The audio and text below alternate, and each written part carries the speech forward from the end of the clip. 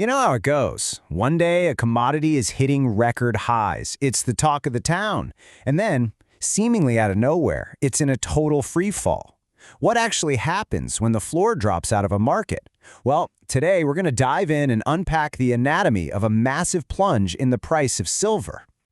So get this, on February 5th, 2026, the price of silver dropped a staggering 10% in a single day. Now, for a major global commodity like silver, that's not just a little dip, that's a shockwave. It's the kind of thing that makes everyone snap to attention.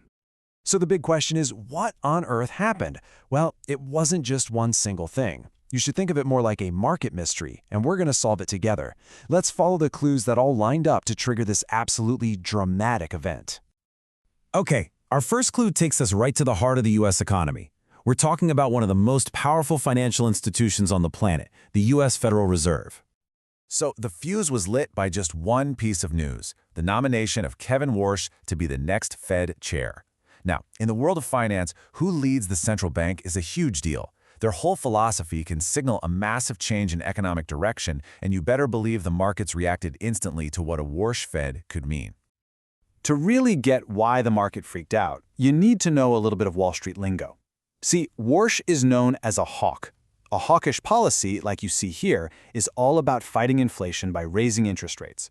It's the total opposite of a dovish policy, which is more focused on growth. So the market heard the name Warsh and immediately started bracing for a more hawkish Fed. Okay, so here's the really crucial part. The prospect of higher interest rates makes holding U.S. dollars way more attractive for global investors. This demand strengthens the dollar. And since big commodities like silver are priced in U.S. dollars, a stronger dollar just automatically makes silver more expensive for anyone buying it with a different currency. And what happens when something gets more expensive? Demand falls. And falling demand, well, it pushes the price down. Right, so a stronger dollar was our clue number one. But believe me, that is not the whole story. Our second clue comes from inside the machine, the inner workings of the market itself. Now, before we go any further, we have to talk about a vital piece of market plumbing, the margin requirement. The easiest way to think about it is like a security deposit. If you want to make big leveraged trades, you have to put down a certain amount of your own money as collateral, just to prove you can cover your losses. It's a super important safety measure. And this is what set off a massive chain reaction. First, the CME Group, that's the exchange where silver futures are traded, they raised those margin requirements. So all of a sudden, that security deposit got a lot more expensive. This forced traders to do one of two things, either come up with a lot more cash or, and this is the key part, sell some of their silver to cover the new cost. That forced selling created a tidal wave of downward pressure on the price. And you've got to remember, this wasn't happening in a vacuum. Silver had been on an absolutely incredible run, hitting record highs just weeks before. So you had tons of traders sitting on huge profits. The second they saw trouble brewing, the hawkish Fed, the higher margins, they rushed to the exits to cash out and lock in those gains. This profit-taking was like throwing gasoline on the fire. So we have Fed policy pushing the price down, we have market mechanics pushing it down. Our final clue comes from the world of geopolitics.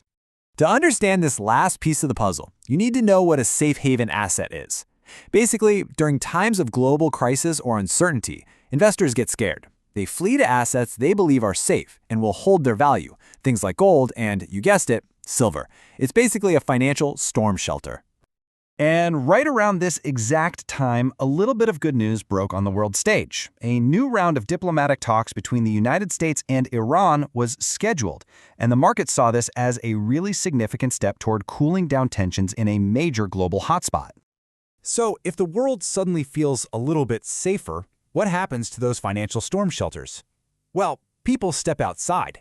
The demand for safe haven assets like silver fell for a simple reason.